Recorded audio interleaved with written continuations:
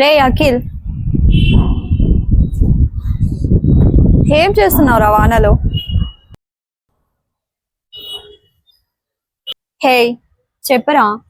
EMI ఖర్చులని, ఇంట్లో ఖర్చులని ఇవన్నీ చాలా ఉన్నాయి. ఏం చేయాలో అర్థం కావట్లేదు. ఒక విషయం తెలుసా? ఏంటది? ఎండ తగలకుండా ఏ వృక్షం పెరగదు, గుండె నలగకుండా ఏ మనిషి ఎదగడు. ఇనుముని కాల్చి కొడితేనే ఆయుధం అవుతుంది. మనిషి ఎంత నలిగితే అంత పరిపూర్ణుడు అవుతాడు. ఏ కష్టాన్నైనా చిరునవ్వుతో ఆహ్వానించు. చుట్టపు చూపుగా ఇలా వచ్చి అలా వెళ్ళిపోతుంది.